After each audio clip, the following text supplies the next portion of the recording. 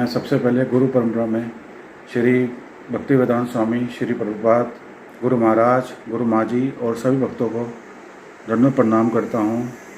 मुझे एक छोटी सी सेवा श्री एकादशी के बारे में कहने को कहा गया है कि एकादशी का क्या महत्व है, उसके बारे में मैं थोड़ा सा कहना चाहूँगा गुरु महाराज और आप सब भक्तों के आशीर्वाद से। सबसे पहले गुरु महाराज जी ने हमें यह समझाया है कि एकादशी क्या है, एकादशी व्रत क्या है। महाराज ने ये बताया कि एकादशी जो है भगवान कृष्ण को परम प्रिय है। जो वस्तु भगवान को परम प्रिय हो या जिनके भगवान परम प्रिय हों वो हमारे भी परम प्रिय हुए। इसलिए हमें सबसे पहले भगवान कृष्ण को संतुष्ट करने की आज्ञा मिली है। उन्हीं को ही सेंटर में रखते हुए हमें सारे कार्य करने हैं, जिससे हम अपनी भक्ति की ओर अग्रसर हों, भगवान की तरफ अग्रसर हों। इसलिए हमें श्री एकादशी का व्रत का पालन करना चाहिए। इस विषय में दो कथाएं आती हैं जो गुरु महाराज द्वारा हमारे को गुरु परंपरा द्वारा बताई गई हैं। सबसे पहली कथा ये है कि एक मोर नाम का दैत्य था, जिसने पूरे संसार में सभी देवी देवताओं को और मनुष्यों को तंग किया हुआ था। और एक दिन आखिरकार भगवान ने सभी की विनती सुनते हुए उसके साथ युद्ध किया और उसको खत्म करने की ठानी। और इस कारण भगवान ने उसके सभी राक्षसों को वध कर दिया। और बाद में भगवान जो है बद्री विशाल में एक गुफा में जाकर शयन करते हैं और भगवान जो है अपना योग निद्रा में समा जाते हैं।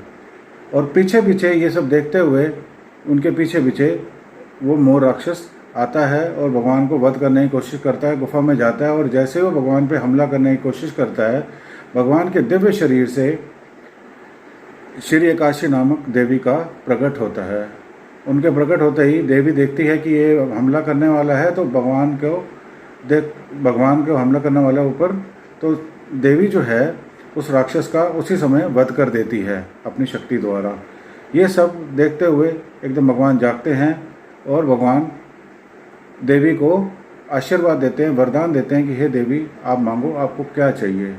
और उस वरदान में देवी एकादशी कहती है कि हे प्रभु, आप मुझे एक तिथि के रूप में, एकादशी के रूप में स्वीकार कीजिए, जिसमें इस तिथि में लोग आपकी भक्ति करें और आपकी भक्ति करते हुए एकादशी नामक व्रत रखते हुए बिना अन्न के वो कीर्तन, जप, ध्यान आदि करते हुए अपना भक्ति में अग्रसर हों और अंततः अपना गोलोक धाम में आपको पधारें।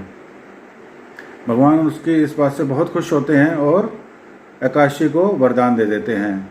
इस तरह ये एकादशी का व्रत एक तरह से स्टार्ट हो जाता है। और दूसरी कथा में ये है कि एक बार भगवान ने जब भौतिक प्रकृति का स्टार्ट किया, उस समय भगवान ने एक पाप पुरुष नाम के व्यक्ति को प्रकट किया। और उसके प्रकट करने से भगवान ने उसको ये सब शक्ति प्राप्त की कि तुम्हारा यही कार्य है कि तुम सबको उनके पाप कर्मों का दंड दोगे, और दंड दोगे, और जिससे क्या है वो अपना आगे के लिए भक्ति में अग्रसर हों। पाप पुरुष ने उनकी आज्ञा मानी और अपने कार्य में लग गया। और उसके बाद ही भगवान ने नरकों की स्थापना की। और कुछ दिनों बाद भगवान यमराज के पास जाते हैं। वहाँ जाके जब वो नरकों को देखते हैं तो वो बैठे होते हैं सिंहासन पे यमराज जी के साथ। तो यमराज उनकी सेवा कर रहे होते हैं। उसी समय भगवान को बहुत ही चित्कारें, रोदन, रोने और कल्पने की आवाज़ आती हैं, जिससे भगवान बड़े व्यथित होते हैं और देखते हैं कि ये क्या हो रहा है। तो भगवान ये देखते हैं कि सभी जीवात्माएं बहुत कष्ट पा रही हैं। उस समय भगवान के मन में विचार आता है कि कितने ये परेशान हैं, कितने दुखी हैं अपने पाप कर्मों से। उनकी करुणा जागती है और उनका करुणा में हृदय में यही आता है कि कुछ ऐसा किया जाए जिससे इनका उद्धार हो सके। भगवान श्री उसी समय अपने दिव्य शरीर से श्री एकादशी को प्रकट करते हैं और उन सभी जीवात्माओं को कहते हैं कि तुम्हें इन सब का व्रत का पालन करना है मेरी भक्ति करते हुए। और व्रत का पालन करते हुए, मेरी भक्ति करते हुए तुम दोबारा अपने पुण्य को प्राप्त करते हुए मेरे दिव्य लोक में वापस आओगे। और इस प्रकार वो सभी जो हैं जीवात्माएं भगवान का भजन पूजन करते हुए एकादशी के दिन व्रत रखती हैं और जप करती हैं और अंततः वो भगवान के लोक में चली जाती हैं। ये सब देखते हुए वो जो पाप पुरुष नाम का व्यक्ति, जिसको भगवान ने ये सब ड्यूटी दी थी कि आपका ये कार्य है कि सबको पाप करना, पाप का मतलब दंड देना, वो बड़ा व्यथित होता है, विचलित होता है कि ये तो मेरी ही ये सारी आस्ते भी खत्म हो गया। भगवान ने जो कार्य मुझे कहा था, जब कोई पाप ही नहीं करेगा तो मेरा क्या आस्तिव रहेगा। वो भगवान के बजा के प्रार्थना करता है कि हे प्रभु, कृपया करके आप मेरे आस्तिव का भी ख्याल रखो और अपने नित्य लीलाओं का भी ख्याल रखो। अगर मनुष्य लोक में सभी पापी पुण्यात्मा बन जाएंगे तो फिर इस धरती स्मृति लोक का क्या मतलब अर्थ रहेगा, और वहाँ आपकी नित्य लीलाएं कैसे संपन्न होंगी सभी के सहभाग से। भगवान को जब ये कहा जाता है तो भगवान उस बात को उत्तर देते हैं, ठीक है, जैसे आप कह रहे हो, तो मैं आपके कहने पर एक कार्य करता हूँ कि मैं अपनी जो प्रिय है एकादशी देवी को कहता हूँ कि वो धरती पे जाएंगे और सभी जो भक्तजन हैं वो एकादशी का व्रत रखेंगे। आपका कार्य ये होगा कि आप एकादशी के दिन उस दिन अन्न में समा जाना, क्योंकि आपके समाने से अन्न में सभी पाप समा जाएंगे, और जब कोई भी पापी भक्ति नहीं करेगा और अन्न को खाएगा तो वो दोबारा नरकों की प्राप्ति करेगा। और इसके अपितु जो लोग मेरे भक्त होंगे वो बिना अन्न खाए एकादशी का व्रत रखेंगे और भजन कीर्तन करते जप करते हुए मेरा ध्यान करेंगे, अंततः वो मेरे गोलोक धाम को प्रवेश करेंगे। इस बात सुनकर सारी पाप पुरुष बहुत खुश हुआ और भगवान की जय जयकार करने लगा कि हे परम पुरुष, आपकी जय हो, आपकी कृपा है। इस तरीके से ये दूसरी कथा हमारे को गुरु महाराज ने अपने बुक में सारी समझाई है गुरु परंपरा के द्वारा।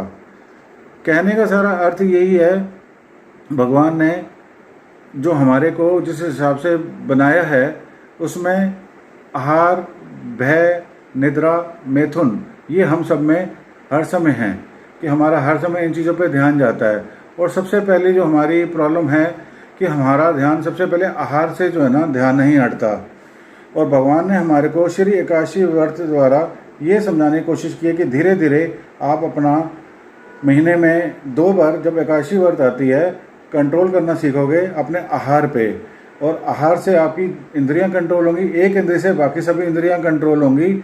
जब आपकी इंद्रियां टोटल कंट्रोल हो जाएंगी और मेरे ध्यान में लग जाएंगी, मेरे को सेंटर कर लेंगी, तो आप प्रॉपर ध्यान जब कीर्तन द्वारा मेरे नित्य लीलाओं में आओगे और अंततः वो लोक में मेरे पास आ जाओगे और मुझको प्राप्त करोगे। इसी कारण हमें श्री एकादशी व्रत का जरूर पालन करना चाहिए। इसके बिना हमारी कोई गति नहीं है। ये हमारी गुरु परंपरा ने बार बार इस चीज़ को जोर देते हुए कहा है कि ये हमारे लिए सबसे बड़ा कर्तव्य है कि एकादशी को हम जितना जप कर सकें, ज़्यादा से ज़्यादा हो सके उतना करें और अपने जीवन को सार्थक करते हुए भगवान के आनंदमय कीर्तन में करते हुए उनके गोलोक धाम में प्रवेश करें। अंततः मैं सभी गुरुजनों को, वैष्णव भक्तों को सादर दंडवत प्रणाम करता हूँ। अगर मुझसे कोई त्रुटि हो तो कृपया करके मुझे क्षमा करें। हरे कृष्णा हरे कृष्णा।